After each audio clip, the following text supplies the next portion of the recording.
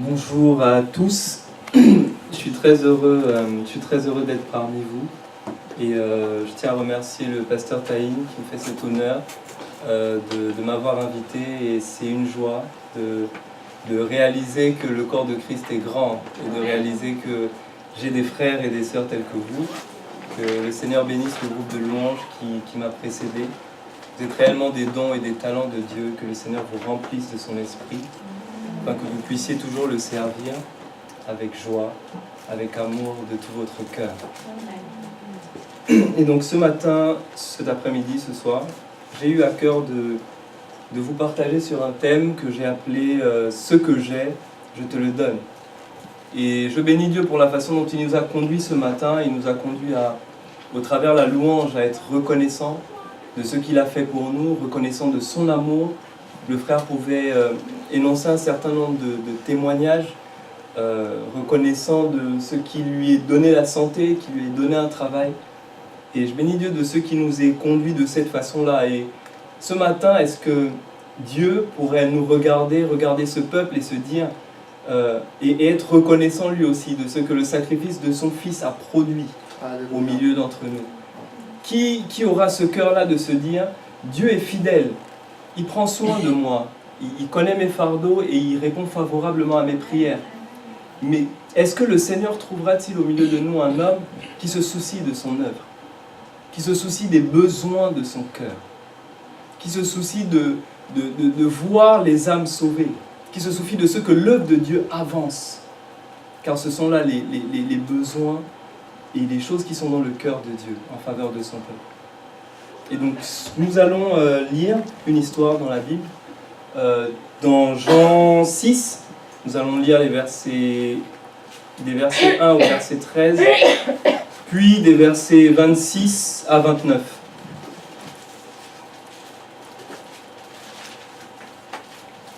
Donc lisons ensemble, je vais lire. Après cela, Jésus s'en alla de l'autre côté de la mer de Galilée, de Tibériade. Une grande foule le suivait parce qu'elle voyait les miracles qu'il opérait sur les malades. Jésus monta sur la montagne et là, il s'assit avec ses disciples. Or, la Pâque était proche, la fête des Juifs. Ayant levé les yeux et voyant qu'une grande foule venait à lui, Jésus dit à Philippe, « Où achèterons-nous des pains pour que ces gens aient à manger ?» Il disait cela pour l'éprouver, car il savait ce qu'il allait faire. Philippe lui répondit, « Les pains qu'on aurait pour 200 deniers ne suffiraient pas pour que chacun en reçût un peu. » Un de ses disciples, André, frère de Simon-Pierre, lui dit, « Il y a ici un jeune garçon qui a 5 pains d'orge et 2 poissons. Mais qu'est-ce cela pour tant de gens ?» Jésus dit, « Faites-les asseoir. Faites-les asseoir. » Il y avait dans ce lieu beaucoup d'herbes. Ils s'assirent donc au nombre d'environ 5000 hommes.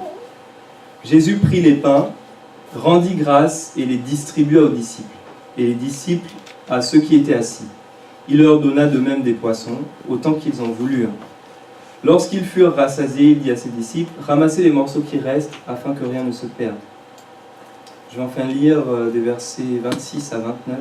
« En vérité, je vous le dis, vous me cherchez non parce que vous avez vu des miracles, mais parce que vous avez mangé des pains et que vous avez été rassasiés. Travaillez non pour la nourriture qui périt, mais pour celle qui subsiste pour la vie éternelle, et que le Fils de l'homme vous donnera, car c'est lui que le Père que Dieu a marqué, de son sceau. » Ils lui dirent, « Que devons-nous faire pour faire les œuvres de Dieu ?» Jésus leur répondit, « L'œuvre de Dieu, c'est que vous croyiez en celui qu'il a envoyé. » Et dans la première partie de ce texte, le peuple de Dieu est en train de suivre le Maître. Il est en train de prêcher et ça fait des moments qu'il prêche. Là, c'est en soirée. Il a fait cela toute la journée. Ils ont ramé, ils ont pris des bateaux, ils ont traversé tout un fleuve. Et ils sont en train de suivre Jésus. Ils sont en train de marcher après lui. La Bible nous dit qu'ils sont au nombre de 5000 hommes qui sont en train de marcher après le Seigneur. Et les versets 1 à 3 nous disent que ce peuple avait une raison de suivre le Seigneur. Ils étaient en train de marcher avec lui parce qu'ils avaient été frappés par les miracles que Dieu opérait. Donc ils n'étaient pas là par hasard. Ils n'étaient pas là parce que ils suivaient une autre personne. Ils étaient là parce qu'ils suivaient Jésus et parce qu'ils avaient vu en Jésus quelque chose qui les a frappés. Quelque chose qui les a étonnés. Et c'était les miracles que Dieu produisait au milieu du peuple. Personne ne se retrouvait là par hasard.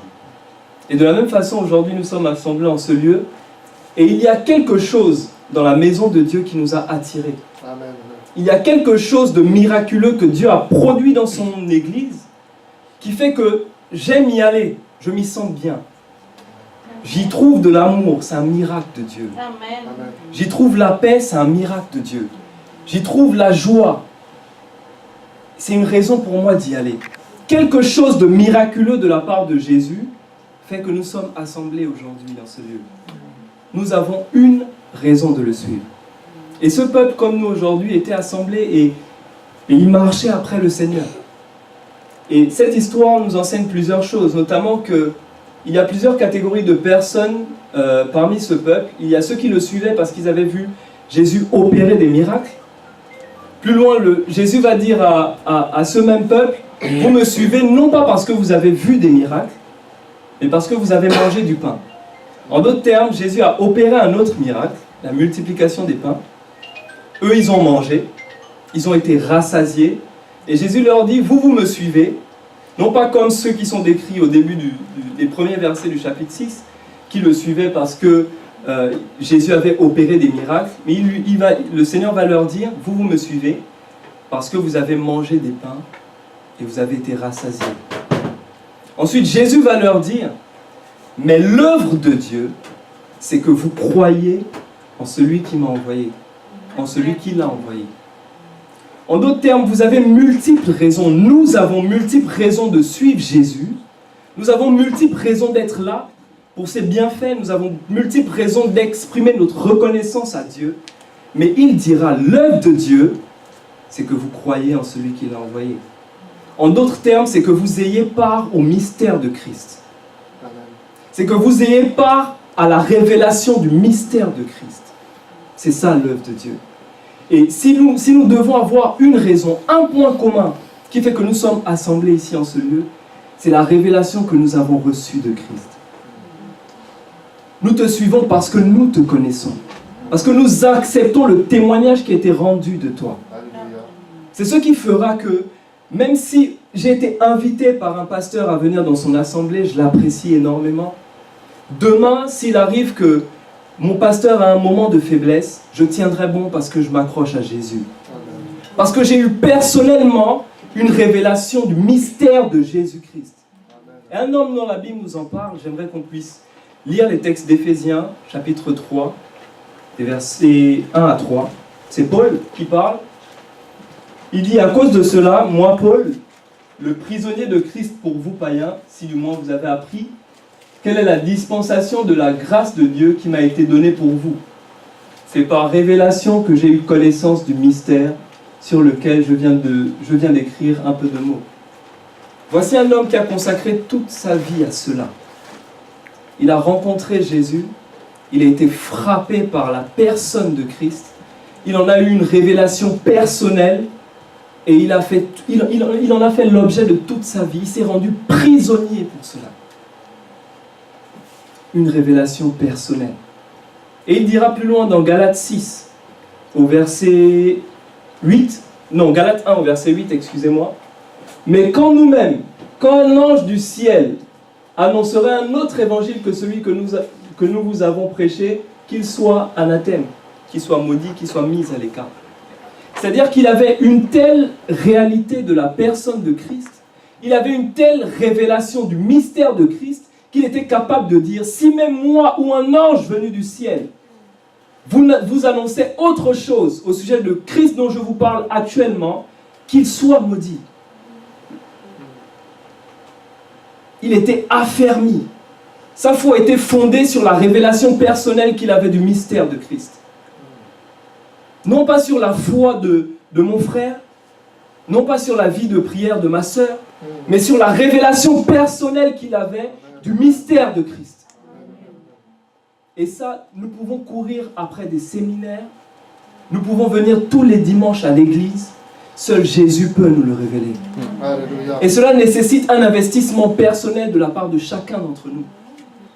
Lorsque nous sommes chez nous, cherchons à avoir part, à prendre part. Il a dit, mais l'œuvre de Dieu, c'est que vous croyez en celui qu'il a envoyé. C'est cela la finalité, c'est cela le but que Jésus est venu atteindre. Nous montrer qui il est, nous révéler le Père. Et chacun pour notre part, afin d'être averti, afin d'être affermi, pardonnez-moi, nous avons besoin d'avoir une révélation personnelle de ce mystère. De qui est Jésus? Une histoire personnelle. Jésus est sauveur. Oui, qu'est-ce que cela veut dire pour moi personnellement? Qu'est-ce que ma vie témoigne de cela? Qu'est-ce que ma vie en dit? Quelle est l'histoire que ma vie raconte au sujet du salut que Jésus est venu m'apporter? Jésus est amour. Et quel est l'amour que j'ai vécu? Qu'est-ce que j'ai expérimenté de Dieu? Quelle est la révélation que j'ai de l'amour de Dieu au travers de Christ?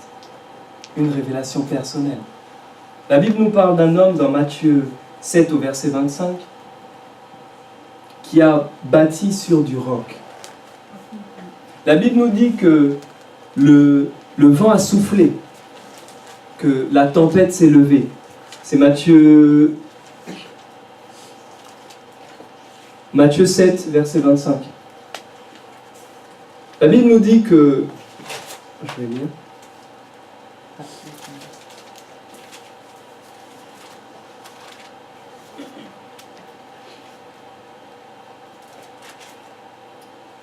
Dans Matthieu 7 au verset 25, la Bible nous dit que la pluie, c'est un homme qui a bâti sa maison. On pourrait retrouver cette histoire également dans Luc, chapitre 6 au verset 48.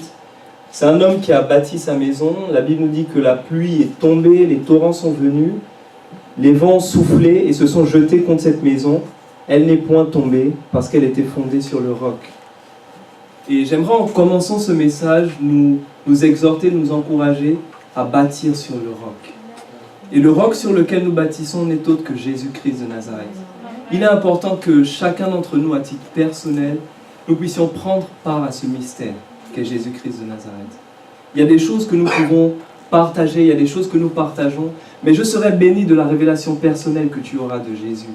Comme tu seras béni de la révélation personnelle que j'aurai. C'est cela le corps de Christ. C'est en cela que nous sommes bénis. C'est en cela que nous sommes riches. Mais cela nécessite une démarche personnelle de chacun d'entre nous. Bâtir sur le roc.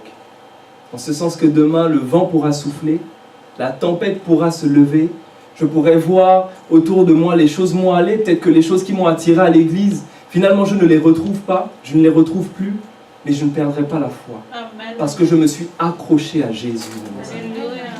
Et je sais que s'il a été capable de le faire une fois, il est capable de le faire à nouveau. Amen. Donc je resterai, je tiendrai ferme et j'encouragerai mes frères. Si c'est cela que nous avons trouvé, si c'est cela que nous espérons, croyons que Jésus est capable de le faire. Voici la révélation que j'ai de Dieu. Ensemble bâtissons l'œuvre de Dieu. Et donc ce peuple est assemblé, ils ont une raison de suivre Jésus. On va continuer l'histoire. Ils sont assemblés autour de sa personne, ils sont frappés par les miracles que Jésus opère. Et alors qu'ils sont assemblés, une situation va se produire, ils sont potentiellement dans le désert. En tout cas, ils sont nombreux, il y a des familles, il y a des mères, il y a des enfants. Et le peuple de Dieu a faim. Ils ont besoin de manger, ils sont fatigués, ils sont épuisés physiquement. En d'autres termes, s'ils ne mangent pas, l'œuvre de Dieu à ce moment-là s'arrête. Ils sont épuisés, ils sont fatigués, ils ont faim, ils ont besoin de manger. Un besoin secret au milieu du peuple. Alors qu'ils sont tous assemblés autour de Jésus, concentrés sur Jésus, venus et centrés sur Jésus, au milieu du peuple, parce qu'il y a des personnes assemblées autour de Dieu, des besoins secrets. Et si ce besoin n'est pas pourvu, bien-aimé, l'œuvre de Dieu s'arrête net. Là, Jésus arrête de prêcher, tout le monde est fatigué. Enfin, on est tous humains un peu, c'est difficile. Lorsqu'on a faim d'écouter des personnes nous parler, on est un peu plus distrait, ou c'est pénible dans tous les cas. Et plus dangereux que ça, si la situation se poursuit, ils peuvent y rester en fait, en réalité. C'est comme ça qu'une famine commence. Parce que la réflexion des disciples, c'est de se dire,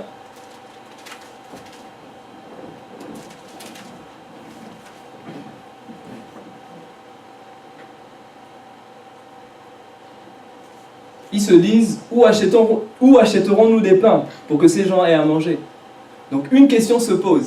Ils ont marché, ils ont couru après le Seigneur, ils étaient pleins d'énergie, la fatigue arrive, le peuple de Dieu est arrêté, un besoin se crée, ils ont faim, et les disciples se posent à ce moment-là la question, où achèterons-nous à manger? Des besoins se créent. Laissez-moi vous dire que lorsque nous nous assemblons autour de Jésus, l'œuvre de Dieu a des besoins également qui se créent. L'œuvre de Dieu a des besoins pour lesquels, s'ils ne sont pas pourvus, l'œuvre de Dieu s'arrête. Elle cesse d'exister. Bien-aimé, l'œuvre de Dieu a besoin que des hommes et des femmes se lèvent et prient pour que l'œuvre de Dieu continue d'avancer. L'œuvre de Dieu a besoin que des hommes et des femmes se lèvent et prêchent l'Évangile.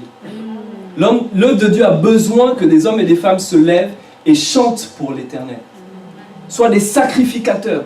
L'œuvre de Dieu a besoin qu'il y ait des personnes qui soient consacrées à son service pour avancer. Sinon, elle s'arrête. Si ces hommes, si l'Éternel n'avait pas opéré si Jésus n'avait pas opéré ce miracle, ils en seraient restés là. Ils n'allaient plus continuer à enseigner, sinon les personnes qui l'écouteraient, mais d'une oreille. Ce serait inutile.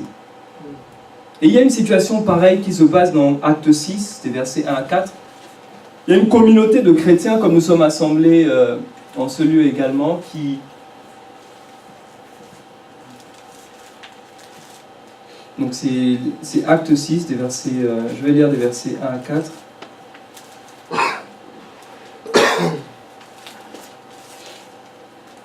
Le temps que je cherche, je vais rester sur l'histoire de Jean ici. Donc je vais lire. En ce temps-là, le nombre des disciples augmentant, les hellénistes murmuraient contre les Hébreux parce que leurs veuves étaient négligées dans la distribution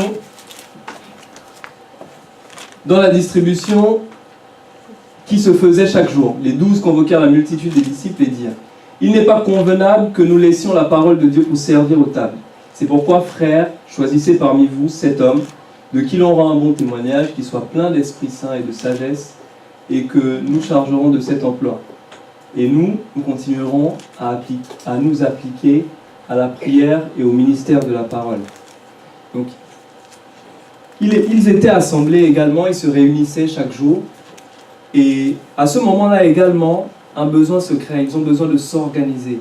Dans le peuple, il y a des personnes qui se mettent à se plaindre, et l'Église a besoin désormais de s'organiser. Il y a un besoin d'organisation qui se crée. Il faut que les uns se consacrent à la parole, il faut que d'autres se consacrent au partage des biens. Ceci pour dire que dans la maison de Dieu, il y a multitude de services, il y a multitude de besoins à pourvoir. Et pour que l'œuvre de Dieu avance, il faut que chacun soit à sa place. Il faut que chacun accepte de jouer sa partition. J'ai bien aimé le frère qui pouvait dire tout à l'heure qu'il n'y a pas un hasard à ce que nous soyons là. En réalité, si nous avons une raison d'être là, il y a une raison pour laquelle Dieu a voulu que nous soyons là. Et c'est pour répondre à un besoin, afin que l'œuvre de Dieu puisse avancer. C'est pour qu'il y ait des uns qui se consacrent à la parole et qu'il y ait des uns qui se consacrent à un autre service, aux différents services, selon les besoins qui se créent. Cette histoire de la Bible de Jean 6 nous dit que le peuple de Dieu a eu faim. Un besoin s'est créé. Mais il y a multitude de besoins dans l'œuvre de Dieu, selon la vision que Dieu communique à son Église. Des besoins spécifiques vont se créer. Et bien aimé, si chacun d'entre nous sommes là en ce moment, c'est parce que Dieu a semé quelque chose dans nos vies pour répondre à ce besoin-là. Il n'y a pas de hasard. Si tu as une raison pour être ici, s'il y a une raison pour laquelle tu as couru après Jésus et Jésus t'a conduit dans cette église, il avait un plan. Il avait semé quelque chose dans ta vie pour répondre à un besoin dans son église. Il a multitude de services. Et bien aimé, Dieu ne fait pas de favoritisme. Ce n'est pas ceux qui prêchent qui auront une meilleure place au ciel. Ce n'est pas ceux qui partagent des biens qui auront une moins bonne place au ciel. Ce n'est pas vrai. La Bible nous dit dans 1 Corinthiens 3, au chapitre 13, « Car le jour la fera connaître au sujet des œuvres de chacun. » Si on peut le lire, peut-être pour qu'on se resitue dans le contexte, un ou deux versets avant.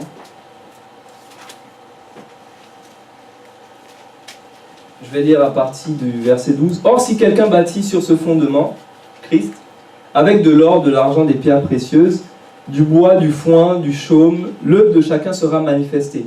Car le jour la fera connaître, parce qu'elle se révélera dans le feu, et le feu éprouvera ce qu'est l'œuvre de chacun. Donc en réalité, qu'on soit évangéliste, qu'on soit chantre, quel que soit le service qu'on opère dans la maison de Dieu, l'œuvre de chacun sera éprouvée par le même feu. Il n'y aura pas un feu plus ardent pour les pasteurs, il n'y aura pas un feu plus ardent pour les chantres, ce sera le même feu. En d'autres termes, Dieu ne fait pas de favoritisme. S'il a semé quelque chose dans ta vie pour répondre à un besoin, fais-le avec ton cœur, selon la conviction que l'Esprit de Dieu met dans ton cœur. Car en réalité, ce qui fera la différence, c'est le cœur que chacun aura mis à sa tâche. Ce n'est pas l'œuvre que chacun aura fait, mais c'est le cœur qu'il aura mis, parce que c'est le même feu. S'il fallait dénombrer le nombre de personnes qu'un évangéliste aurait converti, enfin, que le Seigneur aurait converti au travers de sa voix, 1 million de personnes, et puis peut-être moi qui suis préparateur de culte, qu'on ne voit jamais, ce ne serait pas juste en réalité. Mais la Bible nous dit que l'œuvre de chacun sera éprouvée par le feu. Et il s'agit là du même feu.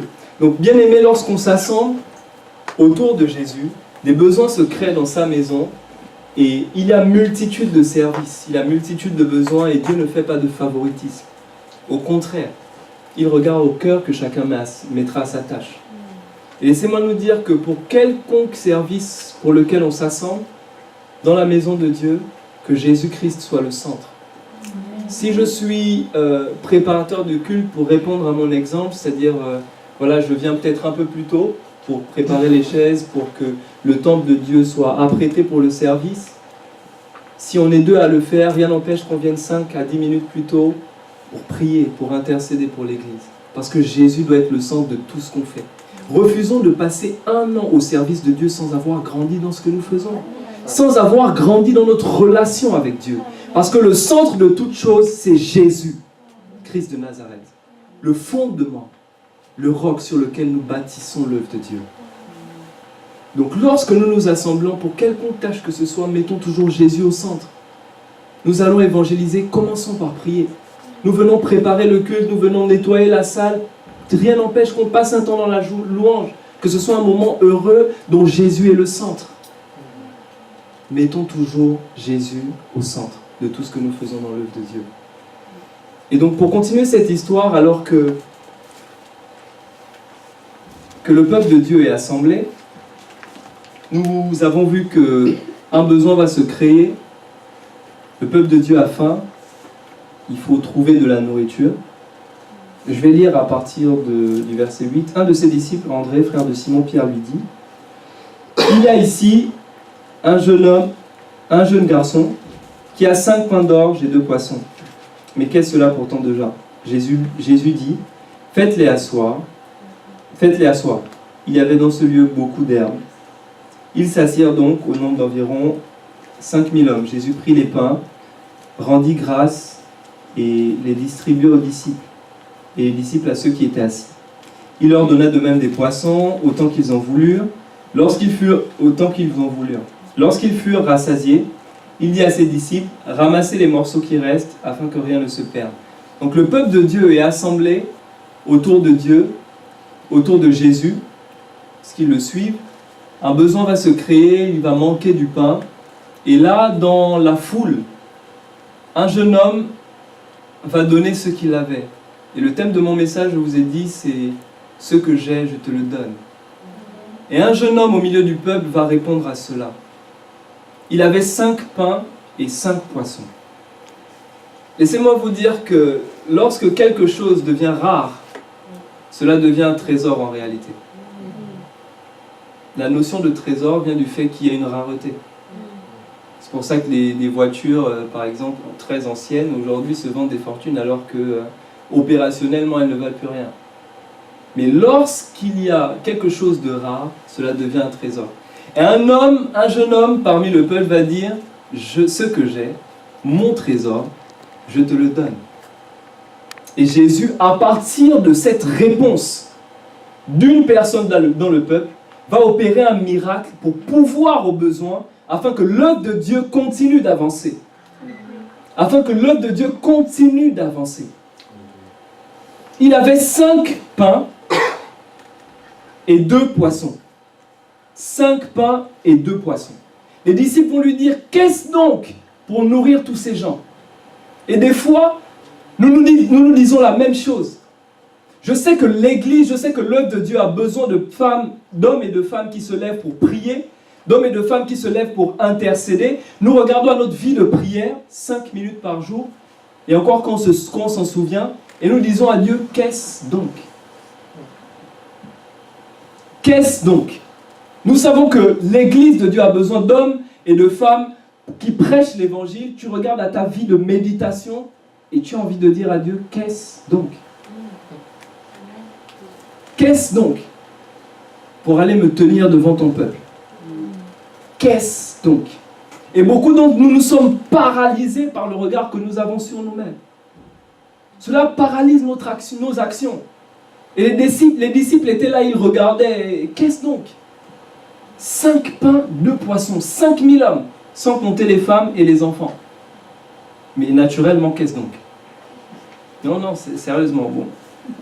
Sérieusement. Qu'est-ce donc? Comment on fait? On commence par où? Qui mange, qui ne mange pas? Non, c'est une question, parce que j'essaie de me mettre à la place aussi. Là, c'est un peu facile pour moi, mais en me mettant un peu à la place de... C'est à qui qu'on a posé la question? Philippe ou André? Philippe, je crois. Oui, Philippe. C'est compliqué. Comment on fait avec 5 pains et 2 poissons pour nourrir tout un peuple, 5000 hommes, des femmes et des enfants? Comment on fait? Qu'est-ce donc? Et des fois, nous regardons à nos vies, nous regardons à nos vies de prière, nous regardons à nos vies de méditation. Nous savons que l'Église a un besoin dans tel ou tel domaine, mais nous nous disons, qu'est-ce donc? Et nous sommes paralysés. Nous n'arrivons pas à faire le pas. Nous n'arrivons pas à dire à Dieu, ce que j'ai, je te le donne. On oublie, comme ces disciples-là, que Jésus est le Dieu de miracles. Il est celui qui est capable de multiplier. Si seulement un homme ou une femme se lève et dit, voici ce que j'ai, je te le donne. C'est ce que Dieu attend. Qui considérera les besoins de son œuvre, qui considérera les besoins de son Église, regardera à sa vie et dira, je n'ai que 5 minutes de prière, mais ce que j'ai, je te le donne. Je n'ai lu que l'évangile de Jean. Ce que j'ai, je te le donne. Seigneur, sers-toi de cela. Et multiplie-le afin que ton Église n'en manque pas. Qui se lèvera et dira cela au Seigneur? Qui répondra favorablement? Qui relèvera le défi? Qui dira à l'Éternel, ce que j'ai, je te le donne? Nous nous paralysons nous-mêmes par nos considérations. Et il y a le regard des autres également. Je commence à retrouver un peu de courage, mais bon, à chaque fois qu'il y a réunion de prière, on ne me calcule jamais. Quand il faut intercéder, moi, on m'oublie toujours. Voilà, le regard des autres, le mépris des autres. Et en quelque sorte, les disciples ont méprisé ce que le jeune garçon a apporté. Qu'est-ce donc? La Bible nous dit, il y a ici 5 pains et 2 poissons. Et juste après, la même Bible nous dit, mais qu'est-ce donc? En gros, tu apportes quelque chose parce que tu as vu qu'il y a un besoin, mais les gens te disent, qu'est-ce donc? Le regard des autres. Et on est paralysé par cela. On a peur. On a peur de dire à Dieu, ce que j'ai, je te le donne, parce que mes frères vont regarder, ils vont le mépriser. Mais cela, lorsque je préparais ces moments, j'ai repensé à une histoire. L'histoire de David, qui avec sa fronde a terrassé Goliath. Et je me suis dit, si je me trouvais à cette époque-là au milieu du peuple d'Israël, et qu'on m'avait posé la question, Lévi, bon, il y a Goliath qui est en train d'insulter le peuple d'Israël, le peuple de Dieu. Choisis un homme parmi le peuple d'Israël pour aller affronter Goliath. Ah, je n'aurais pas choisi David, en toute honnêteté. Je n'aurais pas choisi David et sa fronde, son lance-pierre. J'aurais choisi quelqu'un d'apparence, voilà, c'est Goliath, quoi. J'aurais choisi un homme fort, vaillant, brave, de qui on dit qu'il a lutté contre les lions, etc., etc. Enfin, ça c'est David d'ailleurs. Ça va, vous suivez. Mais je n'aurais pas parié sur David. Et très souvent, les choix de Dieu sont incohérents avec la logique des hommes. Incohérents, aucune logique. Et Dieu a choisi David, un enfant. Avec quoi? Une lance-pierre. Seigneur, qui est comme toi? Et David est venu avec son lance-pierre. Il a dit à Dieu, ce que j'ai, c'est un lance-pierre. Ce que j'ai, c'est un lance-pierre. Et avec son lance-pierre, il a terrassé Goliath. Parce qu'il avait quelque chose en plus, il avait la foi en l'Éternel. Il connaissait son Dieu. Et en commençant ces temps, je parlais de connaître Jésus-Christ de Nazareth. Ça fera la différence. Connaître Jésus-Christ de Nazareth. Il a trouvé en cela la foi, la force. Et Dieu a multiplié cela. Dieu a multiplié ce qu'il a présenté. Même si les hommes n'y croyaient pas. Même si les hommes ont dit, mais c'est une perte de temps, il va se faire massacrer.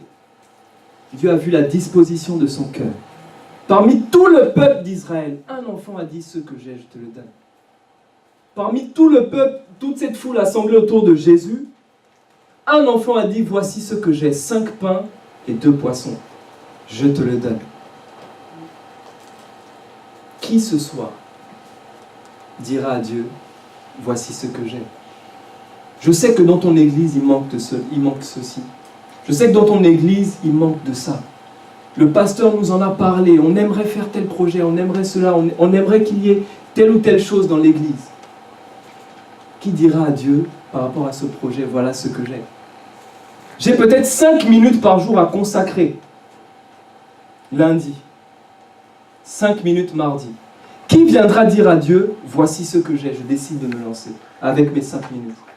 Et qui peut croire que Dieu est capable de multiplier ces 5 minutes afin que l'Église ne manque plus de ce besoin? Oh, j'aime une phrase dans ce texte. La Bible nous dit, au verset,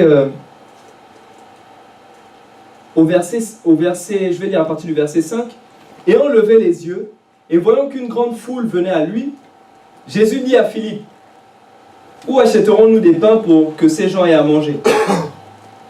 Il disait cela pour l'éprouver, car il savait ce qu'il allait faire. C'est merveilleux. Jésus savait ce qu'il allait faire. Jésus savait ce qu'il allait faire. Dieu se pourvoit à lui-même pour que son œuvre avance. Mais ce qu'on oublie, c'est que la façon dont Dieu se pourvoit à lui-même, c'est en investissant dans chacune de nos vies. En réalité, il va oindre l'un d'entre nous, il va oindre chacun d'entre nous d'une capacité spécifique afin de répondre à un besoin spécifique. En cela, Dieu se pourvoit à toutes choses. Accompagnons nos prières par des Seigneurs, ce que j'ai, je te le donne. Et les choses changeront. Et les choses avanceront dans la maison de Dieu. Prions pour voir des choses, oui, mais disons à Dieu par rapport à cela, voilà ce que j'ai, et je te le donne. Je crois que tu le multiplieras afin que ton église n'en manque plus. Et c'est ce que Dieu attend de nous. Et je suis venu nous encourager à faire ce pas de foi. À dire à Dieu, peut-être que j'ai méprisé moi-même mes propres capacités, peut-être que j'ai méprisé mes talents. Peut-être que les hommes autour de moi l'ont méprisé. Mais toi, tu vois la finalité. Toi, tu vois la finalité. Je décide de t'apporter ce que j'ai. À mes propres yeux, cela ne représente rien. 5 pains, 2 poissons pour 5000 hommes, c'est infime. Cela ne représente rien. À mes propres yeux, cela ne représente rien. Mais je crois que tu es le Dieu de miracles. Je crois que tu es le Dieu qui se pourvoit à tout. Et qui est capable de faire de 5 pains et 2 poissons assez de nourriture pour nourrir tout un peuple. Et il en reste